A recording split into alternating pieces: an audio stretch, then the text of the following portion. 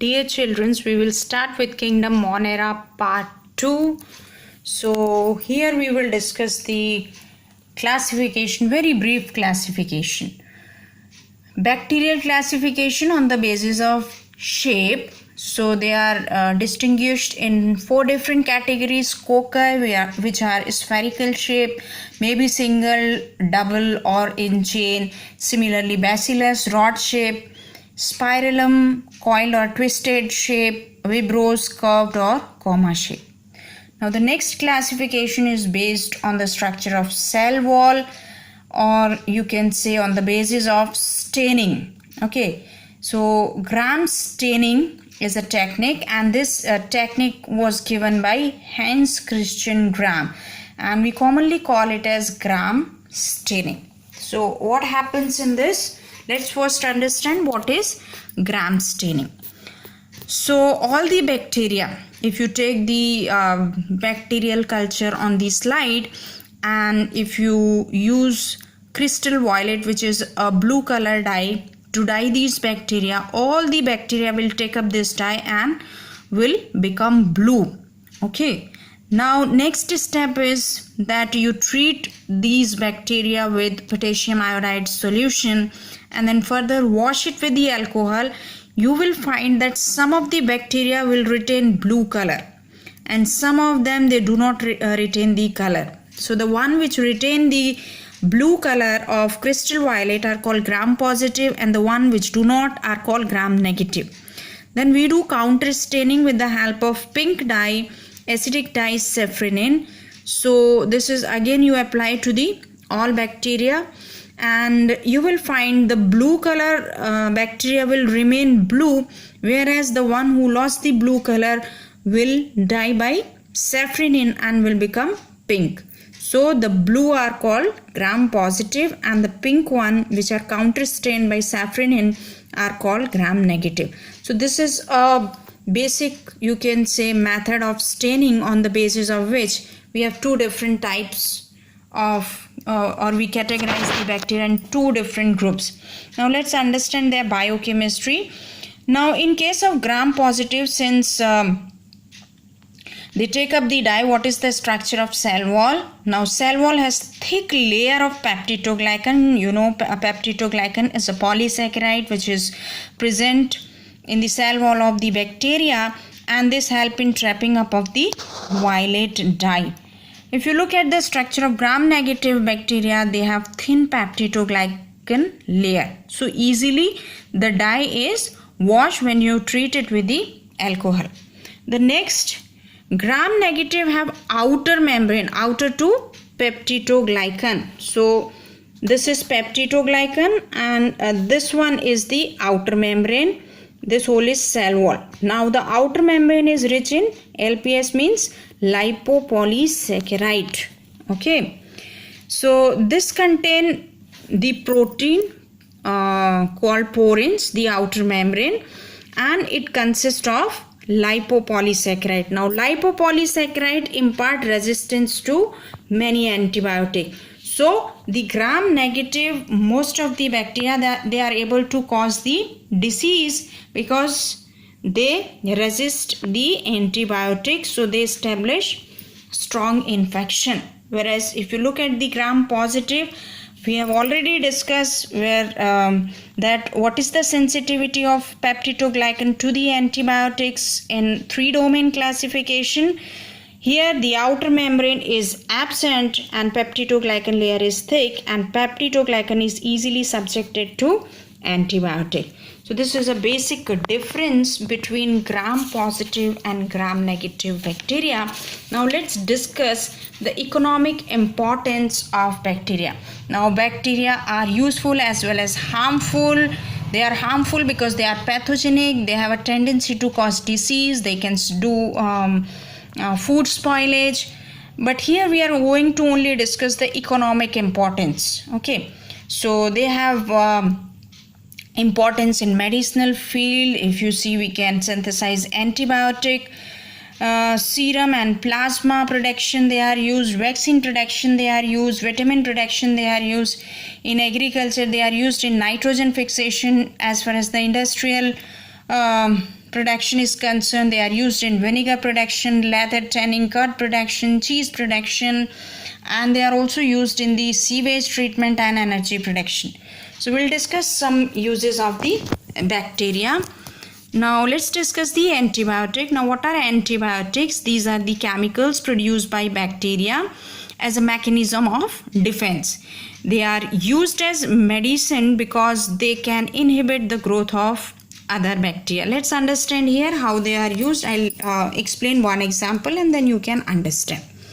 So first example is the antibiotic streptomycin.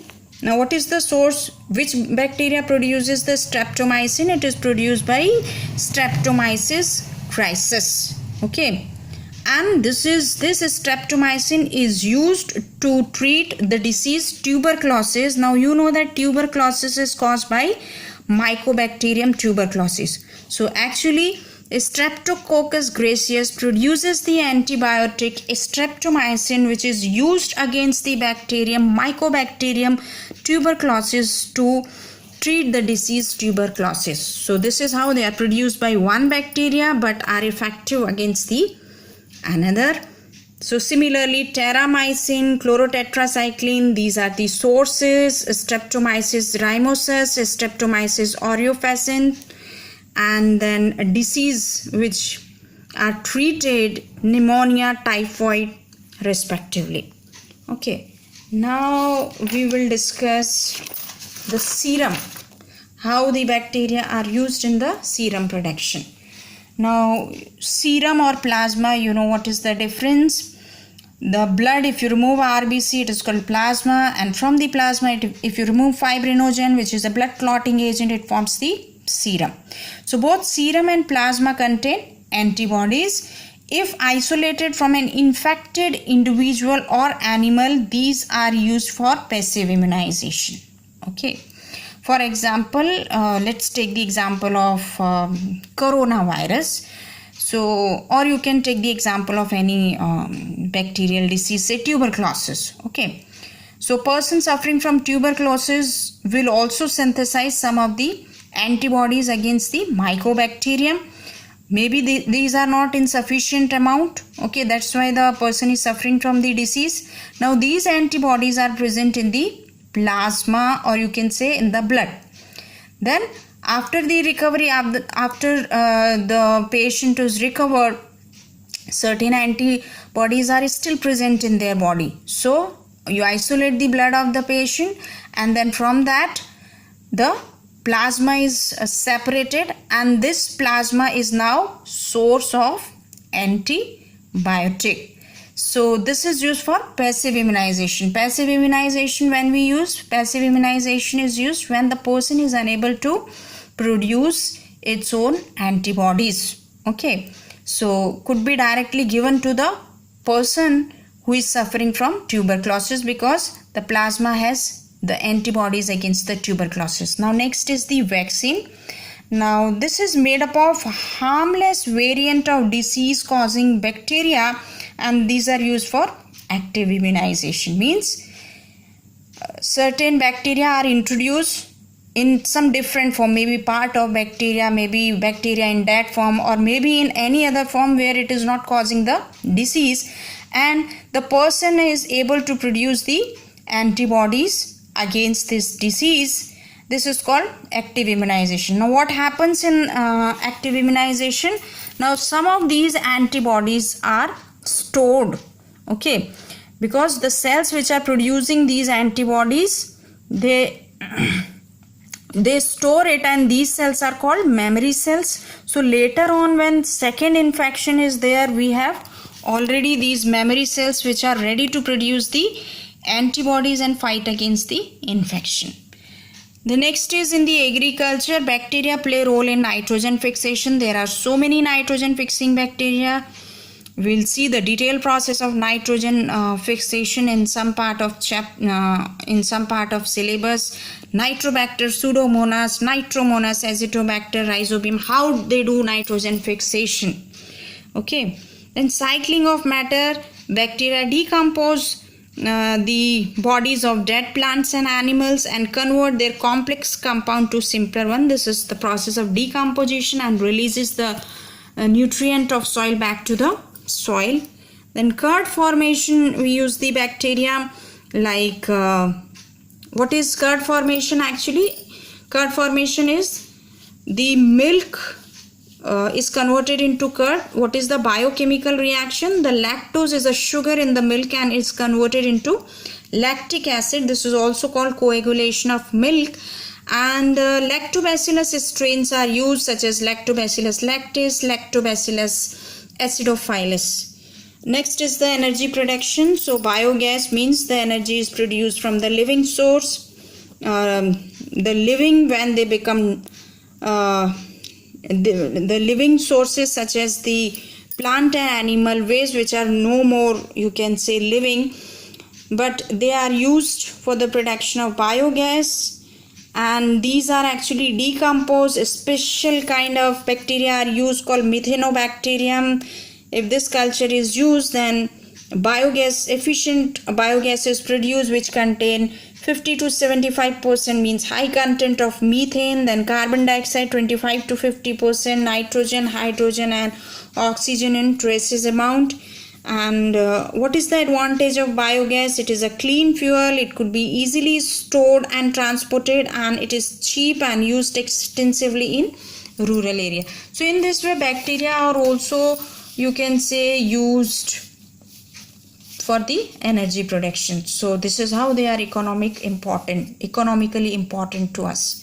Now we'll also discuss sewage treatment, how the bacteria are used. Okay, so what is sewage actually? It is a domestic waste which is released from the household, and if you release in the water, it makes the water polluted.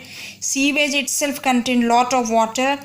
So when we do the treatment of sewage, then we convert the sewage into the harmless waste. So sewage is the rich organic matter which contain microbes and suspended organic and inorganic impurities, and there is a special mechanism by which we do the sewage treatment. It is done in the sewage treatment plant, STP. So first step is the filtration and sedimentation of sewage to remove the suspended impurities. Now next step is the sewage is sent to the oxidation chamber. Here the sewage is acted upon by the aerobic microorganisms, and these aerobic microorganisms will digest the organic waste which is present in the sewage. Now a lot of oxygen is required, so this oxygen is actually pumped into the chamber, and by mechanical agitation the oxygen is made available to each and you can say every particle, so that proper decomposition can occur. Now once this process is going on, at the end of the process the flocks are formed, okay, because the bacteria, they do the aerobic decomposition, means they do respiration, and they release carbon dioxide. Whatever carbon is there, they utilize and reduce carbon dioxide, and then the flocks are formed. Flocks are actually growth of useful aerobic bacteria along with certain fungal filament. So now these flocks are allowed to settle down, and this forms the activated sludge. The activated sludge is used as inoculum for the aeration tank. The remaining part of sludge is pumped into the large tank called anaerobic sludge. So first the aerobic decomposition occur, and now the sludge is subjected to anaerobic decomposition. So all kind of matter is almost digested, and 85% of water is recovered. So in short, try to understand the process. This is a sewage tank. Now sewage, where it is allowed to sediment and filter, so a lot of suspended impurities are removed. This is called primary treatment. 3 different level we do the treatment of sewage: primary treatment, and then the pink one is secondary treatment, and this is last step is tertiary treatment. Now Actually, the secondary treatment process is actually utilizes the bacteria, whereas this doesn't utilize bacteria. The last one also doesn't utilizes bacteria. So let's understand this. Now the sewage is subjected, after sedimentation, lot of impurities are removed, and now it is subjected to aerobic tank.